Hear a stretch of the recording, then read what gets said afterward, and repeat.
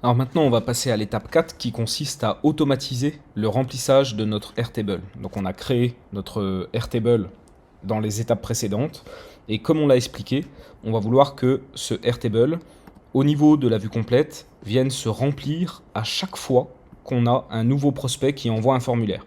Donc on l'a vu précédemment, j'ai fait 2 tests et on a bien vu que ça avait créé les prospects en conséquence ici. Donc il y a une automatisation qui fait que quand un formulaire est rempli, les données de formulaire sont envoyées à Airtable et vont populer, remplir automatiquement les différents champs. Donc dans cette vidéo, on va voir comment on met ça en place.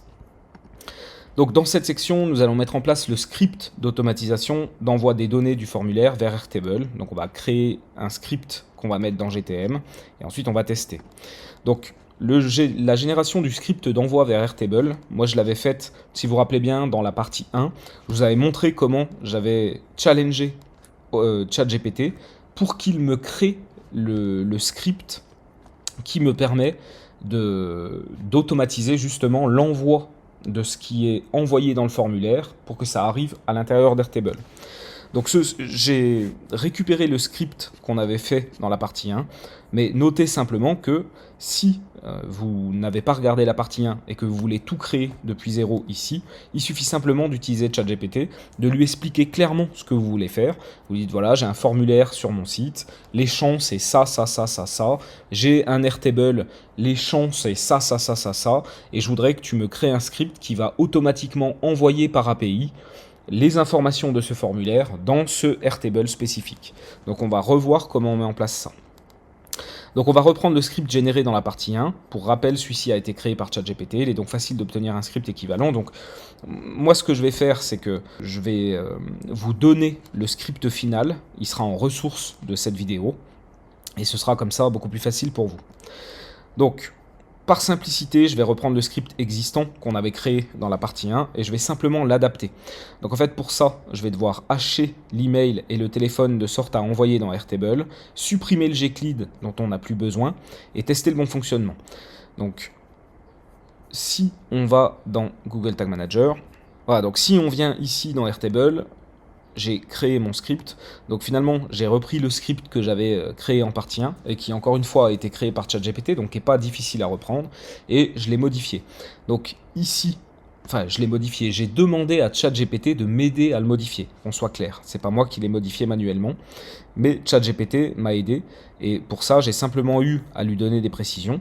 Je lui ai dit, voilà, j'ai installé CryptoJS, j'aimerais que tu me donnes le code modifié pour envoyer à Airtable les mêmes informations, mais en plus d'ajouter l'email haché et le téléphone haché vers des champs Airtable, email hashed et téléphone hashed, modifie le code en conséquence, et donc il m'a ensuite donné une version du code modifié.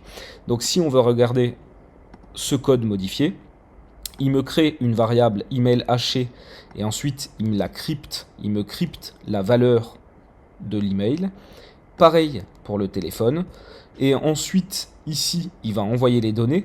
Donc là, j'avais un champ gclid que j'ai supprimé, j'en ai plus besoin.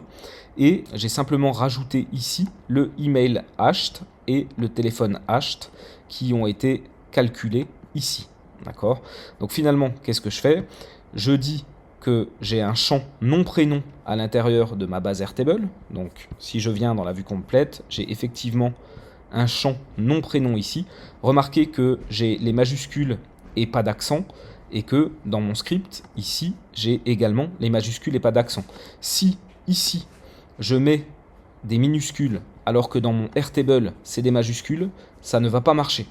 Si ici, je mets un accent alors que dans mon Airtable, je n'ai pas d'accent, j'en ai un ici et j'en mets pas dans mon script, ça va pas marcher non plus. Donc vraiment, j'insiste, il y a de fortes chances que vous ayez des erreurs et que ça ne marche pas.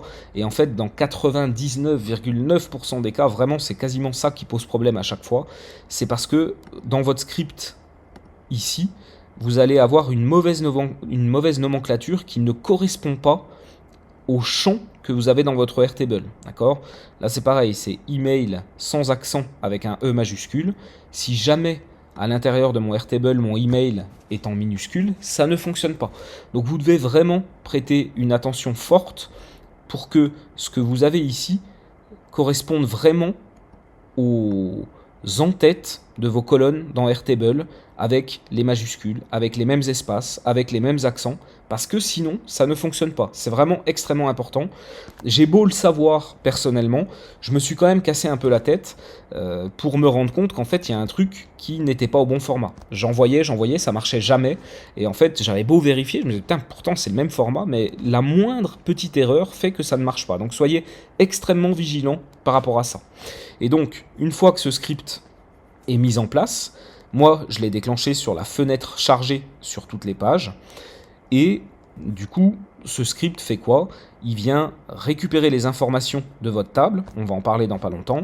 Il vient récupérer votre jeton API, donc ça c'est ce qui permet de faire la connexion API et de pouvoir envoyer à l'intérieur de ce Airtable les informations depuis notre GTM ici. Ensuite, une fois qu'on a fait cette connexion API, on va récupérer au moment de la soumission du formulaire, on va récupérer les informations qui ont été soumises, on va hacher les informations d'email et de téléphone et on va envoyer le tout ensuite à l'intérieur de Airtable. Donc vous n'avez pas besoin de comprendre précisément comment ça fonctionne, puisque encore une fois aujourd'hui, grâce à l'assistance de ChatGPT, on va être capable de créer des scripts comme ça sans forcément vraiment tout comprendre, et c'est pas grave, c'est ok. Les outils d'intelligence artificielle sont aussi là pour nous assister dans ces domaines-là. Donc voilà pour cette partie-là. Donc ensuite, on insère ce script dans GTM dans un custom HTML. Donc c'est ce que je vous ai montré là. Là, dans les slides, pour l'exemple, je l'avais déclenché sur le DOM prêt. Ici, dans mon GTM, je l'ai modifié, je l'ai mis sur fenêtre chargée. Ça peut marcher aussi sur fenêtre chargée ou sur DOM prêt, peu importe, vous choisissez comme vous avez envie. Moi, j'avais chargé plus tard pour être sûr que mon formulaire soit bien chargé et être sûr qu'il n'y ait aucun risque d'erreur. Donc j'aurais plutôt tendance à vous recommander ça. Maintenant, si éventuellement votre formulaire est tout au-dessus de la page et que les gens ont assez tendance à le remplir immédiatement, peut-être que le DOM prêt serait un meilleur choix. Parce que la fenêtre chargée, ça veut dire qu'il faut que tout soit absolument chargé et l'utilisateur peut voir le formulaire même si la page n'est pas totalement chargée et commencer à le remplir. Donc moi, mon formulaire est tout en bas de page, donc je sais que de toute façon la fenêtre sera complètement chargée avant que la personne commence à le remplir. Si votre formulaire est tout en haut, ça peut être intéressant de mettre un DOM prêt plutôt qu'une fenêtre chargée. Donc vous copiez votre code ici. Ensuite, il va falloir que vous créiez un token pour pouvoir créer une liaison API entre l'envoi de votre formulaire et Airtable. Donc, si on retourne ici dans Airtable, on va pouvoir aller ici, on va pouvoir aller sur le Developer Hub. Et une fois qu'on est sur le Developer Hub, comme vous le voyez, on va pouvoir créer des nouveaux tokens d'API. Donc, ça, je vous l'ai montré dans la partie 1. Moi, ce que je vous recommande, c'est d'avoir un token par base. Comme ça, vous êtes sûr qu'il ne peut pas y avoir de problème et que c'est extrêmement précis. Vous devez mettre un droit d'écriture, puisque les données du formulaire vont devoir être écrites à l'intérieur de la table. D'accord, moi c'est la table en show qui correspond à mon client. Et là, vous récupérez un identifiant de token. Alors là, on n'en voit qu'une partie. L'identifiant est plus long que ça. Donc vous créez simplement un nouveau token. Vous dites que c'est pour l'émulation CRM du client Tartampion, par exemple. Voilà. Ensuite, vous dites que vous voulez que ce soit du Data Records Write. Il faut que ça puisse avoir un droit d'écriture. Et ensuite, vous pouvez ajouter ici la table en question qui peut correspondre à votre client Tartampion. D'accord ? Donc moi, j'ai simplement choisi le droit d'écriture sur la base en show qui est ici. Voilà, celle-ci. Et sur la base de ça, je récupère cet identifiant API ici, et ensuite je reviens dans GTM, et je vais modifier la partie ici, API, d'accord ? Donc vous aussi, vous devrez modifier et coller ici votre jeton, votre personal token que vous viendrez de créer, et qui sera spécifique à une base spécifique. Donc voilà pour la première étape, personnaliser le jeton ici au niveau du script. Ensuite, la deuxième étape consiste à, donc juste peut-être avant, voilà, Personal Access Token, créer un nouveau token. Là, je vous ai tout détaillé sur les slides. Donc vous mettez un nom, vous choisissez le write, vous choisissez la bonne table. Vous modifiez ensuite votre jeton API ici, c'est tout ce que je viens de vous expliquer. Donc ensuite, on passe à la deuxième étape de personnalisation de ce script, c'est ce bout de code qui est ici. Donc si je reviens dans GTM. Ici, ça correspond à l'app ID de votre table. Et ça c'est l'app ID de la base. Et ça, c'est le table ID, d'accord, l'identifiant de la table. Donc, peut-être juste un tout petit peu de vocabulaire. Une base, c'est ce truc-là. Une table, ça correspond à cet onglet, d'accord. Donc là, dans la table numéro 1, on a ces données-là. Et dans la table numéro 1, on a plusieurs vues aussi. Mais je peux créer une deuxième table. Je peux ajouter une deuxième table si je veux. Et finalement, à la fois la table 1 et à la fois la table 2 seront dans la base Google Ads, Emule, CRM, EC en chaud. D'accord? Très important. Donc, une table, c'est un onglet avec des données. Il peut y avoir plusieurs onglets et on peut avoir plusieurs tables dans une même base. Et la base, c'est l'ensemble de tout. Ok? Et donc, pour rappel, ici, ça, c'est l'identifiant de votre base. Et ça, c'est l'identifiant de votre table. D'accord? Et vous allez devoir personnaliser ici en fonction de l'identifiant de votre base et de l'identifiant de votre table. Donc vous allez devoir trouver ces identifiants. Et pour les trouver, c'est relativement simple. Donc je vais fermer ça. Ici, on va venir dans l'aide. On va aller dans l'API documentation. On va ouvrir ça dans un nouvel onglet. Et vous avez ici tout de suite l'identifiant de la base. D'accord? Donc vous devrez copier ça. Hop, je le copie. Vous allez ici dans votre GTM et vous modifiez ça. Tac, vous mettez l'identifiant de votre base à vous. Et ici, il va falloir mettre l'identifiant de la table. Donc c'est pareil, ça se trouve au même endroit. On revient ici, on descend un petit peu et on a ici la table 1, authentification. L'ID de la table 1, c'est ça. Donc ça, je le copie et je viens mettre à jour mon GTM ici. Hop. Et donc, j'ai géré complètement la phase d'identification, c'est-à-dire l'identification de la base, l'identification de la table et ici mon token API. D'accord? Ces trois choses-là font que ce script va s'exécuter et tenter d'envoyer ces informations-là et il saura exactement à quel utilisateur il doit y envoyer, puisque j'ai un jeton qui est personnel, qui correspond à moi, à mon compte Bruno Guyot. Et ensuite, il sait qu'il faut envoyer ça dans cette table, dans cette base-là, et dans cette table spécifique. D'accord? Donc une fois que vous avez personnalisé comme ça, donc je vous remonte sur les slides, vous allez donc dans le help, dans le API documentation, vous allez trouver l'identifiant de la base, ensuite vous modifiez, ensuite vous allez trouver l'identifiant de la table, là encore vous modifiez ici, hein, c'est tout ce que je viens de vous montrer, et puis à partir de là, vous allez devoir tester pour voir si Airtable reçoit bien les données.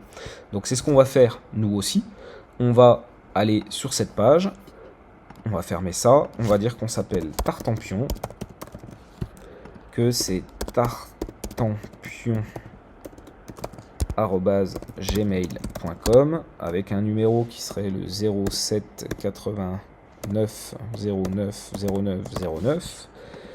Je fais un test, j'envoie ça et je vais revenir maintenant dans mon Airtable pour voir si, voilà, il est bien atterri ici. Je peux fermer ça.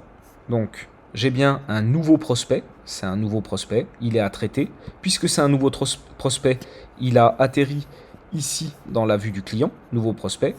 Il n'a pas atterri dans la vue automatisation, parce qu'il n'y a pas d'envoi de conversion hors ligne pour les nouveaux prospects. Il faut attendre qu'il ait été qualifié et qu'il devienne soit un prospect qualifié, soit un prospect devenu client. Alors à ce moment-là, il apparaîtra dans la vue automatisation. Et alors à ce moment-là, ça pourra envoyer une conversion hors ligne. Ok. Donc ça a bien ici fonctionné. J'ai bien récupéré un téléphone haché. J'ai bien récupéré ici un email haché. J'ai bien la date de création. Mon fuseau reste toujours le même. J'ai bien mon conversion time, ma conversion currency. Je n'ai pas de valeur parce que c'est pas encore un prospect qui est devenu client. Je récupère bien l'email en clair, le téléphone, le nom-prénom, le message et mon timestamp. Ok. Et donc pour le client, lui il voit qu'il a un nouveau client, que ça vient d'être créé, il a le numéro de téléphone, l'email et il va pouvoir contacter le prospect, le qualifier pour ensuite venir ici définir si c'était non qualifié ou qualifié. Et ensuite seulement dans un second temps, peut-être au bout d'une semaine, 10 jours, ça dépend de la durée des cycles de vente. Alors il viendra de nouveau modifier le statut, dire cette fois il est devenu client, il pourra rajouter ici un chiffre d'affaires et ça ça viendra modifier la table automation avec le prospect qui aura évolué. Ça va donc changer aussi le conversion name à envoyer et ça changera aussi le timestamp. Donc voilà ce que je voulais vous dire. Peut-être juste un dernier mot sur le débugage de ce truc-là. Comme je vous l'ai expliqué, vraiment les problèmes fréquents qui reviennent tout le temps, c'est soit vous n'avez pas personnalisé le app ID et le table ID, ça c'est une possibilité, donc vous devez absolument personnaliser ça et récupérer les bons identifiants et les modifier dans votre script à vous. Soit vous n'avez pas mis le bon token, soit vous avez mis le bon token, mais vous n'avez pas défini les bonnes permissions. Ça, si on revient sur le développeur hub ici, vous voyez que pour votre truc, vous devez définir la bonne table et vous devez définir le bon droit. Donc si ça ne marche pas, c'est possible, revenez vérifier ici que vous avez bien mis un droit en écriture et non pas en lecture, auquel cas ça ne marcherait pas.